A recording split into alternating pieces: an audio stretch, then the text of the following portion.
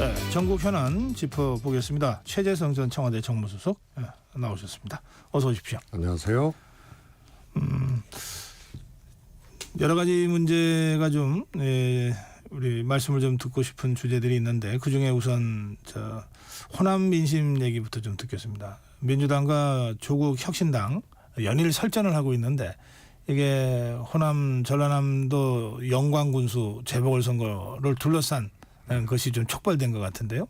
그러다 보니까 양쪽에 오가는 말들도 좀 거친 말들도 있고 그랬던 것 같습니다. 어떻게 보고 계십니까? 저는 애당초 이 보궐선거도 지금 구청장 군수선거 4군데, 네. 그다음에 서울시 교육감. 그래서 어떻게 보면 좀 판이 좀 커졌다 그래야 되나요? 한번 상기해 볼 것이 지난 강서구청장 보궐선거거든요. 네.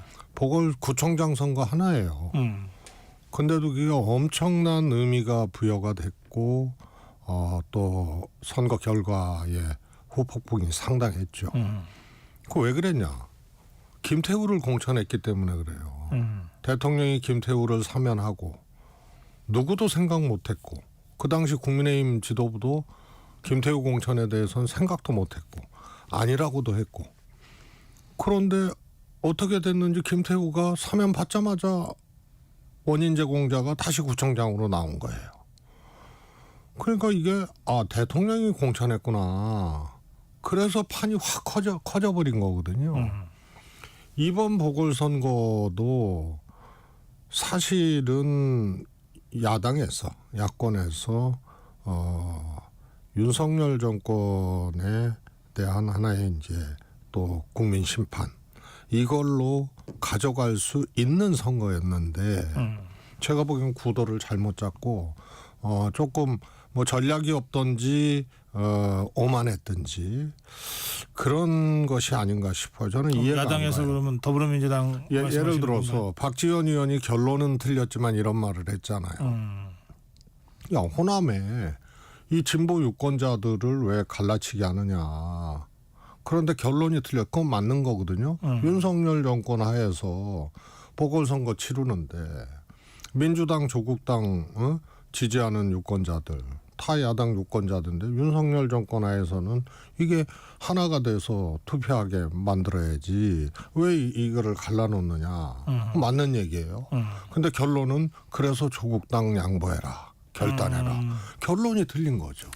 그 무슨 얘기냐 하면 호남은 제가 보기에는 연합 공천하든지 조국당과 민주당이 그러면 딱 윤석열 정권 반윤석열 투표 이게 되는 거죠. 마침 지역이 2개니까 하나씩 뭘 한다든지 하는 여러 가지 방식이 있을 수 있었겠네요. 그러면은 포커싱이 어디로 되느냐. 금정구쯤으로 될 거예요. 부산. 오히려. 예. 2018년에 민주당이 구청장을 만들었던 지역이거든요. 해볼 만해요. 그런데 거기는 지금 조국 혁신당하고 민주당하고 단일화를 놓고 지금 논란이니까 거기도 조국당 민주당이 포커싱이 된 거예요. 그러면은 선거 결과가 어떻게 나오든 간에 호남 두 군데는 야권이 반윤석열 민심을 확인하는 투표로 딱 만들어 놓고 금정구청장을 만약에 민주당이 이겼다. 그러면은 이거는 이 정권의 폭정이라든가 이 정권의 잘못한 거에 대해서 이거는 심판을 넘어서는 결과다라는 것을 의미 부여를 할 수가 있는 거예요. 그리고 강화군수 선거도 국힘은 뭐 민주당이 아주 어려운 지역인데 국민의힘이 지금 분열이 됐잖아요. 안상수 전 시장이 탈당해서 국힘 탈당해서 무소속으로 나오고 거기도 제가 보기에는 뭐 이길 수 있을지는 모르지만 우리 후보가 계속 나와서 졌던 그런 데서 인지도라든가 뭐 이런 것들이 상당한 돈이거든요. 그런데 지금 이게 민주당과 조국신당과의 대결 구도가 돼버렸으니 그러니까 주 테마가 없어진 거예요. 야권 입장에서는. 그래서 이거는 전략이 없던가 오만했던가 너무 쉽게 봤던가 그렇군요. 이런 거라고 봐요. 이렇게 된 더 큰 책임은 어디에 있습니까? 저는 하여튼 전략이 오만. 더불어민주당이- 일단 저는 민주당이 더불어민주당이 이재명 더 대표도 책임이 생각해 보세요. 만약에 영광이나 이런 데서 조국 신당이 이겼다. 그러면 이건 파장이 있는 거예요. 어허. 네? 민주당의 텃밭이고 민주당의 뿌리라고 할 수 있는 호남에서 민주당이 조국 신당한테 졌다. 그러면은 이것은 제가 보기에는 상당한 이 타격이 있는 거거든요. 이게 봤자 뭐 크게 내세울 건 아닌데 지면은 타격이 큰. 그렇습니다. 그 다음에 뭐 접전을 벌여도 마찬가지입니다. 근데 최소한 이건 접전은 예상이 되는 거 아니에요? 이미 지금? 그렇게 됐죠. 네. 예. 그래서 제가 보기엔 전략이 없었던가, 너무 쉽게 생각했던가, 혹은 오만했던가. 그래서 정상적으로는 제가 이 전국에서 이 상황에서 부여된 보궐선거를 왜 이렇게 판을 끌고 갔는지 그게 저는 조금 아쉬운. 그렇군요. 예. 자, 그런가 하면 이재명 대표의 사법 리스크가 이제 11월 15일 선거법 이 선거 공판이 예정돼 있어서 가시화될 상황이다. 이런 이제 얘기들도 있고 징역 2년 구형이 선거법 사건으로는 뭐 최고형 구형이라고 보통 보도를 하던데 좀 상황을 어떻게 보십니까? 저는 뭐 개인적 견해이기도 하고 많은 분들 심지어는 여권이나 보수적인 분들 또 뭐 서정욱 변호사 같은 분들도 그분도 본인은 1년 정도 생각했다는 거예요. 구형 1년. 네, 1년에서 1년 6개월. 그러니까 뭐 하여튼 이것저것 해서 최고를 때린 거죠, 구형을. 그래서 검찰이 스스로 이거는 정치적으로 하고 있다라는 것을 스스로 그냥 입증시켜버린 그런 구형이 아닌가 싶습니다. 근데 저는 이제 아까 보궐선거 관련돼서 이 재판부의 판결은 뭐 야당이 어떻게 할 수 있는 게 아니잖아요. 그럼 그 결과에 따라서 이제 또 어떤 파장이 올지 이것이 이제 야당 입장에서는 걱정을 하고 있고 걱정스럽고 그런 상황인데 보궐선거까지 전략 내지는 너무 편안하게 생각을 해서 그런지 보궐선거판까지 이렇게 돼버리니 혹시 거기서 호남에서 뭐 민주당이 전승을 하지 못하게 되면 그러면은 사법리 저는 이렇게 봤어요. 1심 재판이 유죄가 나오더라도 이재명 대표 리더십은 흔들리지 않을 거다.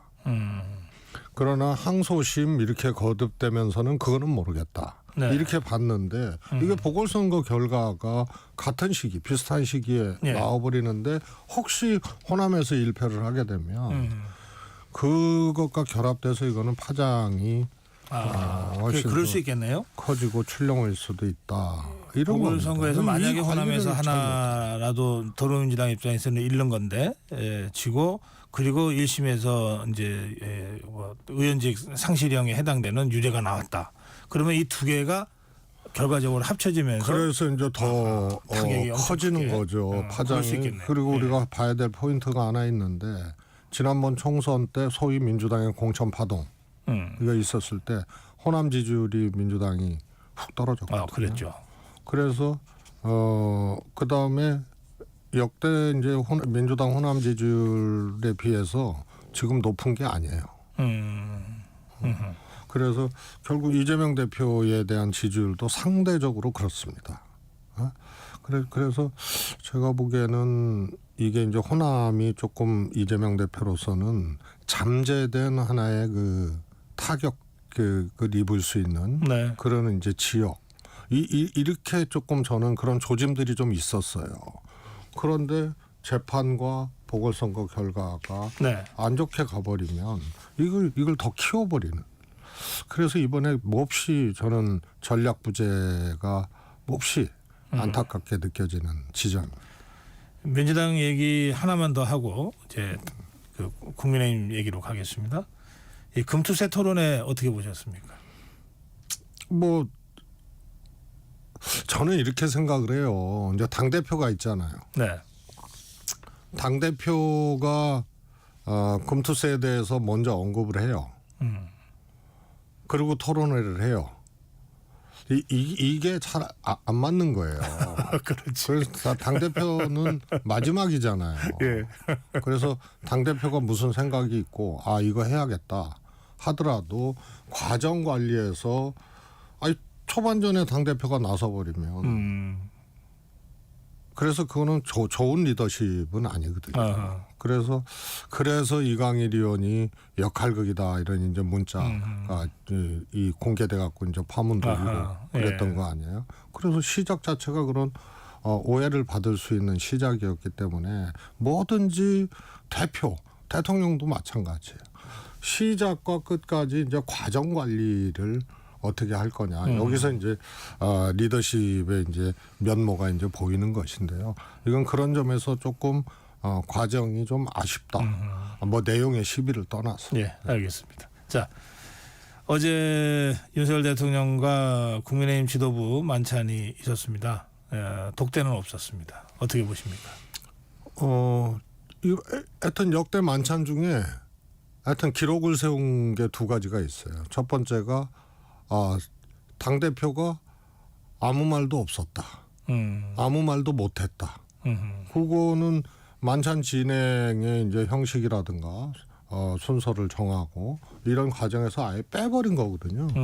그래서 통상적으로 당대표 인사하고 원내대표도 인사하고 그러는데 한동훈 아무 말도 없었다. 입틀막 그 만찬이 돼버렸어요. 그런데 두 번째로는 첫 번째 지도부 그러니까 한동훈 대표가 되고 난 다음에 보통 뭐 여당은 대통령하고 인사를 나누는 자리를 바로 갔잖아요. 네. 그런데 첫 자리가 떨어진 사람 포함해갖고 막 섞어놔 버렸거든요, 대통령이. 그리고 왜 지도부 상견례냐, 지도부 만찬, 지도부하고의 만남이냐 이런 의미를 부여할 수 없는 거예요. 그래서 이런저런 얘기가 나오니까 그 다음에 이제 하기로 했는데 의료대란 뭐 이 발언으로 한동훈 대표 발언과 행보로 만찬 취소를 갑자기 해버리잖아요. 그리고 윤상현 의원이 주도한 소위 번개 만찬 그것도 처음 들어보는 얘기지만 하여튼 여기서 이제 한동훈 대표가 또 빠졌잖아요. 그러니까 이번에 하기 싫은 만찬을 한 거예요. 그런데 또 독대 요청이 공개됐잖아요. 그래서 상견례하고 밥 한 끼 먹기를 근 한 달 반을 끌어오고 그 안에 하기로 했다, 취소했다, 이상한 만찬 끼어들고 이러다가 했으니 이게 감정이 아주 절정에 오른 상태에서 먹기 싫은 밥을 먹어야 되니 입틀막을 시킨 거고 한동훈 대표는 입틀막 당하고 했는데 나오면서 나오자마자 뭐라 그랬어요. 독대 재요청을 했어요. 그래서 이거는 감정의 최절정에서 이루어진 만찬이 아무런 접점이라든가 혹은 계기를 만들지 못하고 두 분의 관계를 더 악화시키는 계기로 자리 잡았다. 예, 우리 청와대 정무수석 경험이 있으시니까 보통 집권당이 대통령과 당 대표가 뭐 독대할 수 있죠. 그걸 어떻게 해왔습니까? 이렇게 공개적으로 이런 식으로 언론에 이걸 언론 플레이라고 해야 될지 어떻게 해야 될지 모르겠는데 우선 독대 요청이라는 것 자체가 독대 신청이거든요. 그게 대통령 뵙겠다 이렇게 비공식적으로 뭐 정무수석실이나 뭐 이렇게 연락이 와서 뵙고 뭐 이런 거는 당연한 절차고 통상적인 이제 과정인데 이번에는 독대 신청했다고 국민들께 보고를 했거든요. 언론에 공개됐잖아요. 이게 잘못된 거예요. 이런 경우는 없었어요. 난 1차적으로 한동훈 대표나 한동훈 대표 쪽이 잘못했다고 봐요. 그 말이 안 되는 거 아니에요. 그리고 뭐 대통령이 안 받을 수도 있겠다라는 그런 뭐 우려가 있어서 이게 공개했다면 그거는 더 압박하려고 더 하책이고 더 잘못된 거죠. 그래서 어떻든 정무수석실이나 여기를 통해서 만나자고 하고 대통령 뵙자고 하고 그러면서 이루어지는 거거든요. 그런데 하여튼 안 만나주는 대통령이나 독대 요청 대국민 보고를 한 한동훈 대표나 제가 보기엔 둘 다 이 좁쌀의 대결. 하지만 칼제비 해봤고 성깔 있고 이런 아주 이 좁쌀머리 같은 그런 이제 대결처럼 비춰지는 거죠. 그러면 이런 일은 없었어요. 그러면 만찬 끝나고 나오면서 다시 독대 재요청했다고 또 언론에 알렸잖아요. 그거는 또 이거는요. 저는 뭐 삼국지가 생각나가지고 그게 이제 유비가 이제 세력이 없을 때 조조하고 만나잖아요. 조조는 죽이려고 했잖아요. 저거 나중에 저거 후환이 될 사람이니까. 그런데 번개가 치니까 유비가 받았던 술잔을 딱 놓치니까 아 저거 소심한 사람이다. 그래서 이제 살려줬다는 거 아니에요? 네. 그래서 입틀막을 당했으니까 그건 센 대통령이 입틀막 시켜버렸다고 봐야죠. 그런 형식은 없었거든요. 그래서 대표가 아무 말도 못하고 나왔는데 나오자마자 다시 만나자. 독대해달라 이래버리니까 찬 떨어뜨리는 유비가 아니거든요. 그래서 제가 감정에 절정해서 먹기 싫은 밥 먹는 그런 자리였고 그래서 아무 말도 없었고 아무 의미도 없고 화기애애하지도 않았고 이런 것을 원전 얘기만 하다가 말았다는 거 아니에요? 이런 거에서 유비가 무릎을 안 꿇어? 다시 재독대 신청을 해? 그래서 저는 훗날이 더 걱정되죠. 네. 아마 한동훈 대표가 제가 보기에는 더 이상 안 되겠다. 이러다 고사된다. 네. 해서 어떤 일을 저질러도 저질릴 수밖에 없는 상황까지 이제 온 거 아닌가 싶습니다. 네, 어제 그 검찰의 수사심의위원회가 있었습니다. 최재형 목사에 대한 수사심의위원회이긴 하지만 김건희 여사와 연관된 사건이라서 다들 관심 있게 봤는데 그 8대 7로 기소 의견이 다수였다고 합니다. 이거 어떻게 보십니까? 앞으로 검찰이 어떤 식으로 이것을 정리할 것 같습니까? 일단은 검찰이 최재형 목사까지 기소를 한다. 이렇게 되면요. 정말로 희한한 현상이 이제 예고되는 거죠.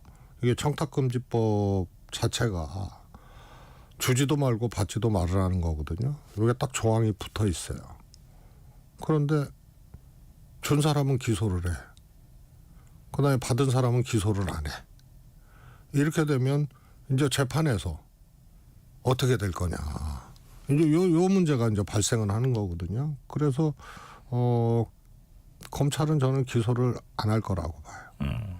수심위에서 그렇게 권고를 했어도 이거를 기소를 하게 되면 검찰이 최재형 목사를 기소를 하게 되면 공소유지를 해야 될 거 아니에요.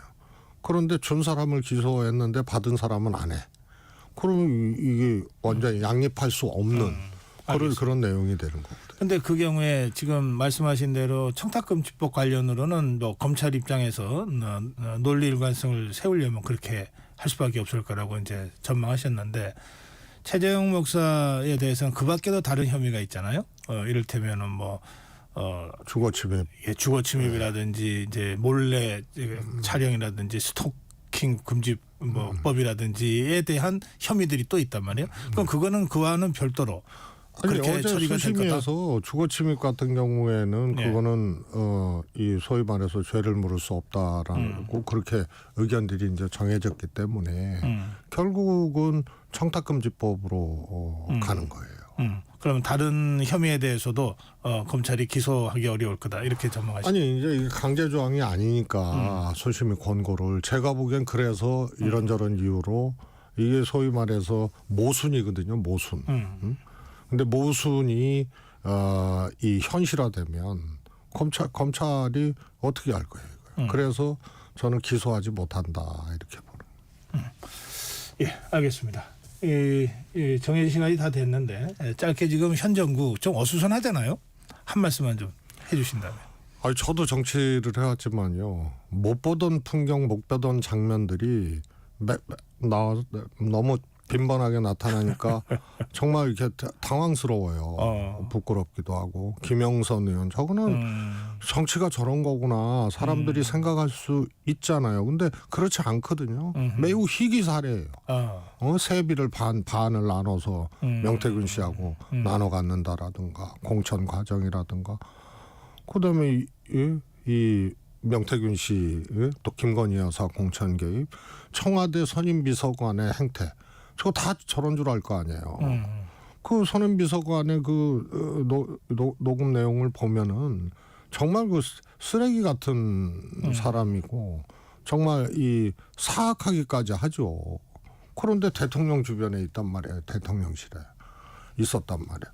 그러니까 이런 게 저도 당황스러울 정도니 그래서 이게 탐욕스럽고 사악하고 또 쓰레기 같은 사람들이 이 정치판에 등장하고 심지어는 뭐 여사님, 김건희 여사님 뭐 이런 분들하고 연관이 됐다는 이런 이제 의혹 이런 것들이 전개되는 게 이 자체가 저는 부끄럽고 정말 이 희한한 광경들이 너무 빈번하게 나와요. 다만 저는 명태균 게이트라고 일컬어지는 이거는 좀 청와대 비서관의 선임행정관의 그거는 주장이고 근거들이 없잖아요. 근데 명태균 게이트는 김 여사 관련된 구체적인 어떤 근거들이 나오고 있기 때문에 이게 좀 뭔가 무너지는 느낌? 이 정권이 그리고 이제 소위 국정농단 혹은 이 정치 개입, 뭐 당무 개입, 공천 개입 이런 것들이 박근혜 대통령 선례도 있지만 좀 구체화되고 있어서 그냥 이거 와르르 무너질 수도 있겠다. 이런 이제 느낌이 드는 요즘입니다. 예, 저도 정치평론을 한 40년 했는데 저도 처음 보는 일들을 요새 많이 보고 있어서 평론하기가 참 쉽지가 않습니다. 참 부끄럽고 참담하다. 뭐 여야 떠나서 지금 우리 정치판에 대한 그런 말씀들이 좀 공감이 많이 되는 그런 아침입니다. 말씀 여기서 줄일게요. 고맙습니다. 감사합니다. 네, 최재성 전 청와대 정무수석이었습니다.